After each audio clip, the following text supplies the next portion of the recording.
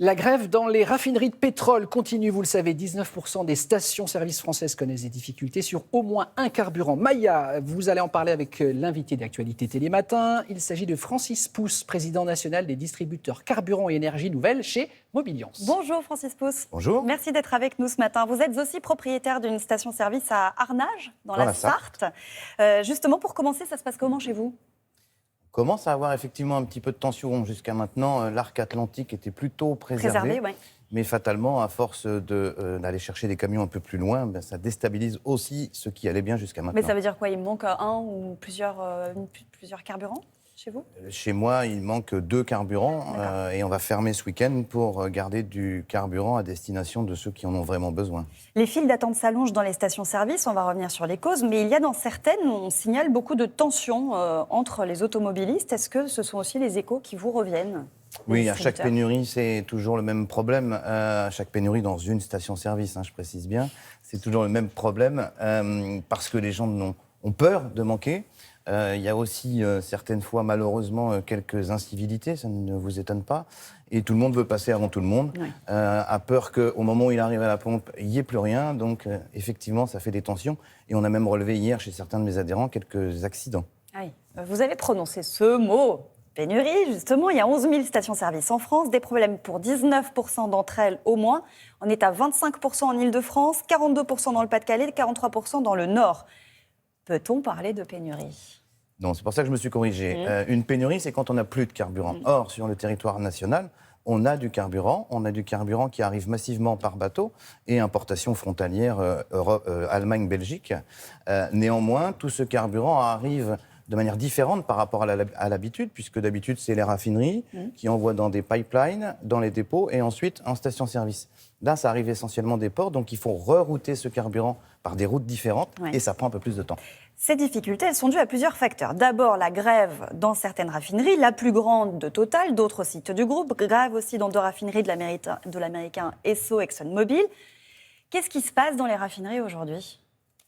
Alors, ça ne vous a pas échappé, c'est une histoire de négociation salariale sur laquelle je ne me prononcerai pas.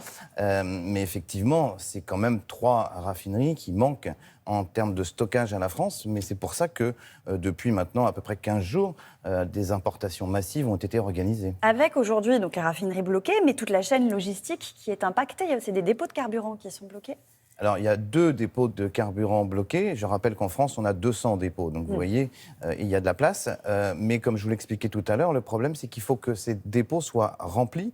Et comme tout le monde s'affole, ça fait des enlèvements d'une manière un peu plus importante. Parfois, il faut aussi aller plus loin. C'est-à-dire qu'un camion qui va mettre 2 heures à livrer une station-service peut en mettre 4 ou 5 parce qu'il va aller chercher son dépôt dans le département, son essence dans le département d'à côté. Donc tout ça, fait une grosse tension sur la chaîne. Cette pagaille, elle est aussi due en partie à la baisse des prix à la pompe, clairement ? Alors, je ne pense pas qu'on ait une explosion de la consommation au mois de septembre. On aura les chiffres dans maintenant une petite dizaine de jours. En revanche, on est impacté par les achats transfrontaliers. C'est-à-dire les voisins sont venus faire le plein. Les Belges, les Allemands, probablement les Italiens sont venus profiter de l'aubaine. Et là, par contre, dans ces départements-là, il y a eu des ventes exceptionnelles. Pas de panique, a déclaré hier de Prague Emmanuel Macron. On va écouter le chef de l'État et on en parle après.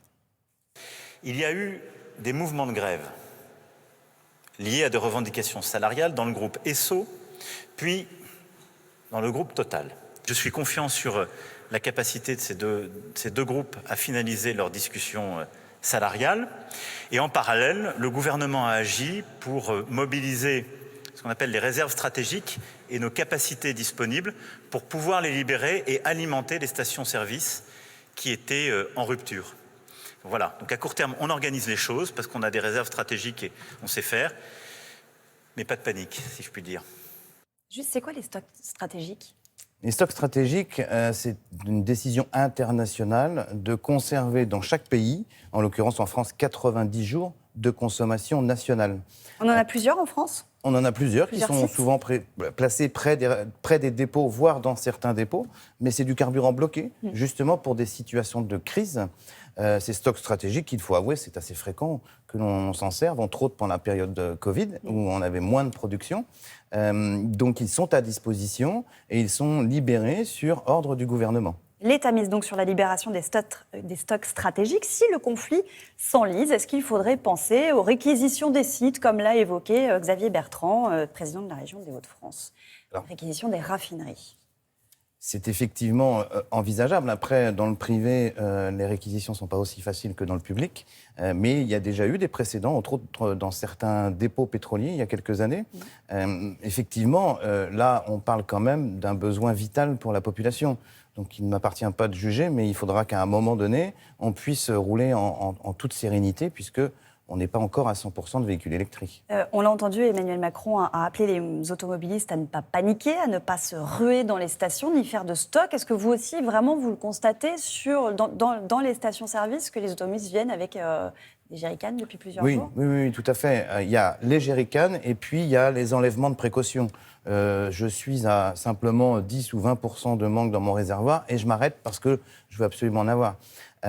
C'est un mécanisme que l'on peut comprendre du point de vue des consommateurs. Néanmoins, ça peut quand même encore plus, bien entendu, aggraver les choses. Et c'est pas bon. Laissons le carburant pour ceux qui en ont vraiment besoin. Justement, il y a des stations qui sont réservées aux véhicules d'urgence, aux véhicules essentiels. Quelles autres mesures faudrait-il mettre en place pour... Alors ça, ce sont des mesures préfectorales. C'est chaque préfet qui décide ou non de réquisitionner ou de limiter le... Et de plus en plus le font ce matin encore. C'est ça.